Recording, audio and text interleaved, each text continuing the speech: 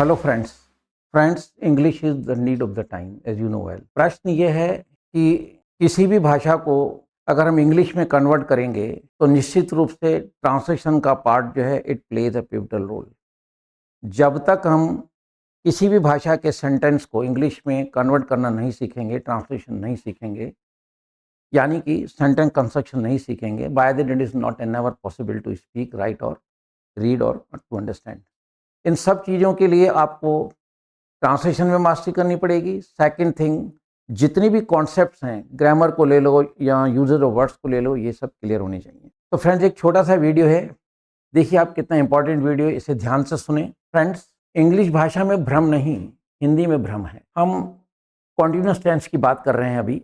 एक छोटा सा एग्जाम्पल लिया है मैंने कॉन्टिन्यूस टेंस का, ताकि मैं आपको समझा सकूं कि हम जब ट्रांसलेशन करते हैं या इंग्लिश बोलते हैं, लिखते हैं, कुछ भी करते हैं, तो किन चीज़ों की आवश्यकता है। तो देखिए कॉन्टिन्यूस की बात कर रहा हूँ, वह रोटी सेक रही है। आप देख रहे हैं यहाँ रही है लिखा हुआ है। वह 2 साल बड़बड़ाती रही है, यहाँ भी रही है आ रहा है। वह रोज पत्र पा रहा है आ रहा है। रोगी खाना खा पा रहा है आ रहा है। फ्रेंड्स अगर हम रहा है रही पे ध्यान देते हैं तो आप बचपन से पढ़ते चले आए हैं, बुक्स में इवन लिखा है, टीचर भी यही पढ़ा रहे हैं कि जिस हिंदी के सेंटेंस के एंड में रहा है रही रहे आदि आते हैं वो प्रेजेंट कंटीन्यूअस कहलाते हैं, लेकिन ऐसा नहीं है। फ्रेंड ध्यान से सुनिए, ये नोट आपके सामने है।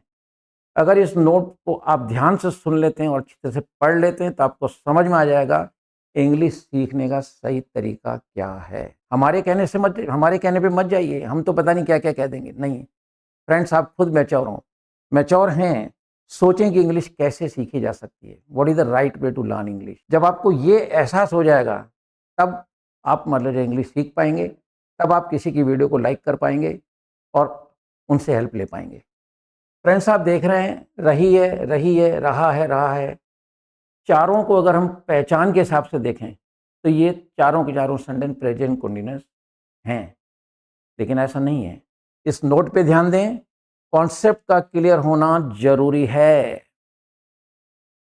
Concept must be very clear, just to speak, just to right.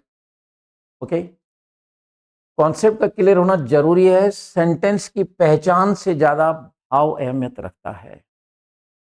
अगर आप पहचान पे चले जाएंगे तो यहां गुमराह हो रहे हैं। इसका मतलब कॉन्सेप्ट क्लियर नहीं है। अब रिस्पॉन्सिबल कोई भी हो सकता है।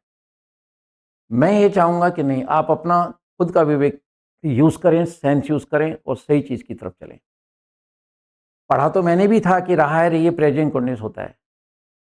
फ्रेंड्स ये सेंटेंस वह रोटी सेक रही है प्रेजेंट कंटीन्यूअस है।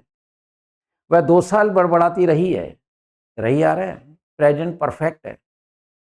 कोई बच्ची है, लड़की है, फीमेल है, उसको बड़बड़ाने की बीमारी थी।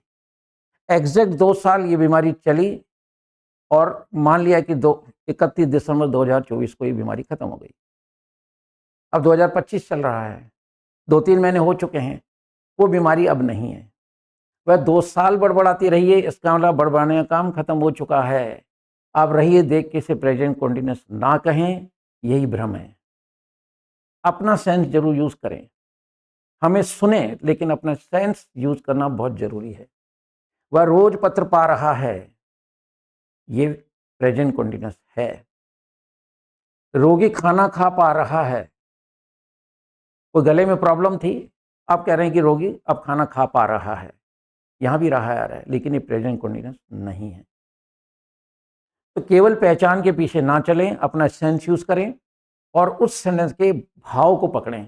जब आप उस सेंटेंस के भाव को पकड़ना सीख जाएंगे, यानी proper recognition of Hindi sentence और whatever the language that we are going to convert into English.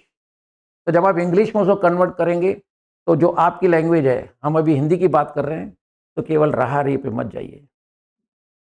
ये प्रेजेंट कॉन्टिन्यूअस, ये प्रेजेंट परफेक्ट, ये प्रेजेंट कॉन्टिन्यूअस, ये प्रेजेंट कॉन्टिन्यूअस नहीं है, नॉन एक्शन सेंटेंस है। मेरे फुल कोर्स में मैंने इसको नाम दे रखा है, एक मेरी खुद की टर्मिनोलॉजी है। इस टॉपिक को मैंने नाम दिया है सेंटेंस विदाउट टेंस, यानी ऐसे वाक्य जिनमें वर्ब होता नहीं है। जैसे अंगूठा है, वर्ब नहीं है ना, और अगर होता भी है तो वो एक्शन नहीं हो पाता है। जैसे मैं कार चला सकता हूँ, तो आप तो यहाँ खड़े हो मेरे सामने, कार आपके घर पे है, आप मेरे सामने बैठे हो मान लो क्लास के अंदर, कि आपने कहा मैं कार चला सकता हूँ, इसमें ड्राइव वर्ड आ रहा है लेकिन नॉन एक्शन, कार चली नहीं है अभी। मैंने इसको नाम दे रखा है सेंटेंस विदाउट टेंस। मेरे फुल कोर्स के अंदर अगर आप ट्रांसलेशन सीखते हैं तो नेचुरल है कि आपको सब कुछ मतलब अप टू द मार्क मिलेगा, और ये सारे के सारे कॉन्सेप्ट वहाँ पे क्लियर हैं। राइट फ्रेंड्स, वह रोटी सेक रही है, प्रेजेंट कंटिन्यूअस टेंस है।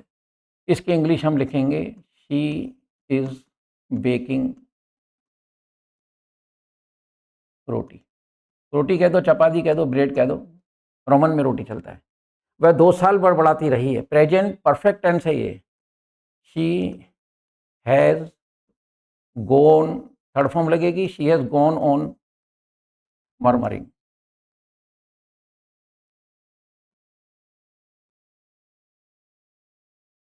वह रोज पत्र पा रहा है, again this one is third one is also present continuous.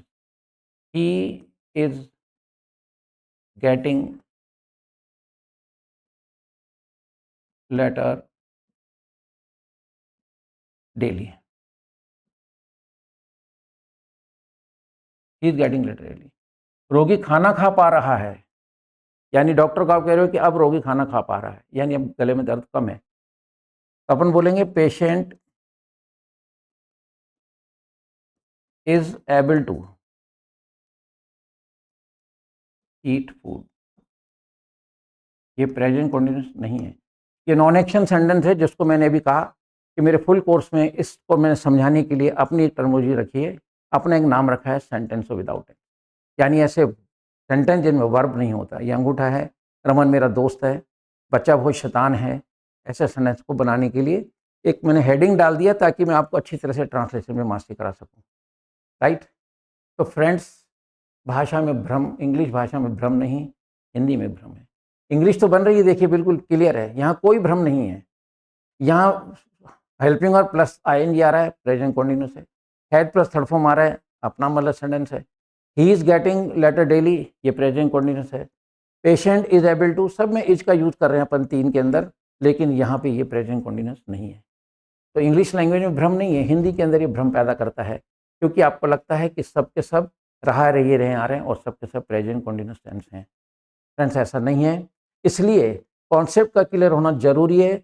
आप हिंदी के सेंटेंस को पहचान, हिंदी के सेंटेंस की पहचान पे तो मास्टरी करनी है, लेकिन मेरी पर्सनल एडवाइस ये है कि पहचान से ज़्यादा सेंटेंस के भाव को देखना है। Only then you will be able to translate any sentence of Hindi into English, otherwise not an never possible. ये निश्चित रूप से मतलब है, मैं आपको कहना चाहूँगा, कॉन्फिडेंटली कहना चाहूँगा। फ्रेंड्स, आप देख रहे हैं, यहाँ मैं एक छोटी सी बात करूँगा, आप देखिए यहाँ पा की आवाज़ आ रही है, यहाँ पा की आवाज़ आ रही है। फ्रेंड्स, कभी भी अगर पा के बाद रहा है आता है, यहाँ पे पी नहीं आएगा, पे नहीं आएगा, को भी नहीं आएगा, पू भी नहीं आएगा, पा प्लस रहा है आ जाए तो इसको एकदम प्रेजेंट कंटिन्यूअस ना कहें। Again you have to go through the sentence, आपको सेंटेंस पढ़ना पड़ेगा और ये देखना पड़ेगा भाव क्या है। फ्रेंड्स, आप देख रहे हैं, वह रोज पत्र पा रहा है, रोज उसको पत्र मिल रहा है, यहाँ पे ये प्रेजेंट कंटिन्यूअस है। वह रोगी खाना खा पा रहा है, हम बात कर रहे हैं पा प्लस रहा की। ये एक बहुत ही इंपॉर्टेंट टिप है आपके सामने, जो आपको बुक्स में या मतलब ये कहीं पे आपको नहीं मिलेगा। ठीक है, मैंने ट्रांसलेशन को बहुत बारीकी से देखा है और मैं उसी रूप में ट्रांसलेशन पढ़ाता हूँ। ये चीज़ आप मतलब जो है ना मेरे फुल कोर्स में देख सकते हैं। सुनिए, वह खाना खा पा रहा है, यहाँ पा का मतलब है एबल टू, ये नॉन एक्शन सेंटेंस है, कॉन्टिन्यूस नहीं है। वह खाना खा पा रहा है, अभी इसकी इंग्लिश बनेगी, या रोगी खाना खा पा रहा है, इंग्लिश आपके सामने है, पेशेंट इज एबल टू। ये देखिए मैंने यहाँ एबल टू लगाया है आपको, राइट, ये देखिए ये एबल टू। यहाँ पे आपको पा की इंग्लिश मिलेगी एबल टू, कब? जब आप पा से पहले वर्ब होगा तब। अगर पा से पहले वर्ब है, ये कॉन्टिन्यूस नहीं है, नॉन एक्शन है, is am are was were लगेंगे, is am are was were shall be will be. अगर ये टॉपिक पूरा समझना है तो फिर आप मेरे मतलब फुल कोर्स पे जाइए, मेरे ऐप पे जाइए, वहाँ पे इसको आप अच्छी तरह से समझिए, सारे कॉन्सेप्ट क्लियर हो जाएंगे, क्योंकि मैं मेरे ओन क्रिएटेड मेथड से पढ़ाता हूँ, ताकि जब कभी भी आप कॉम्पिटिटिव एग्जाम देने बैठें तो आपको कहीं भी दिक्कत नहीं आए। You will go on translating each and every sentence into English without any hesitation. I am dead sure about it. मैं इस चीज़ को बिल्कुल क्लियर कह सकता हूँ। मैंने इसके ऊपर बहुत मेहनत की है, खुद का क्रिएटेड मेथड है ये। पा प्लस रहा है आ जाए तो ये दोनों में रहा आ रहा है, एट वंस कॉन्टिन्यूस ना कहें, आपको देखना पड़ेगा। अगर पा से पहले वर्ब है तो इस पा की इंग्लिश बनेगी एबल टू। ये नॉन एक्शन सेंटेंस है, जो मैंने नाम दिया, अभी मैंने एक टॉपिक का नाम रखा है विदाउट टेंस, ये उसमें जाएगा। क्लियर। और अगर पा से पहले कोई चीज़ आ जाती है, मैं रोज पत्र पा रहा हूँ, दूध पा रहा हूँ, अखबार पा रहा हूँ, यहाँ पा का मतलब गेट है और ये कॉन्टिन्यूस टेंस है, इसकी इंग्लिश बनेगी ही इज गेटिंग लेटर, या मैं रोज पा रहा हूँ तो आई एम गेटिंग, वो तो सब्जेक्ट जो होगा लग जाएगा। तो फ्रेंड्स, ये एक छोटा सा वीडियो था, लेकिन आप बहुत इंपॉर्टेंट वीडियो है, और इस वीडियो को अगर आप ध्यान से सुन रहे हैं और आपने ध्यान से मतलब इसको देखा, इस सारे के कॉन्सेप्ट को, तो आपको समझ में आएगा कि इंग्लिश मजाक नहीं है, इंग्लिश के लिए समय और धैर्य की आवश्यकता है। तो friends, smuggle some moments just to learn this language, मेरे वीडियोस देखते रहिए और अपने कॉन्सेप्ट को क्लियर करते रहिए। With these words I should say goodbye to all of you. जय हिंद। करें इंग्लिश वाले सरदार जी ऐप और सीखे इंग्लिश।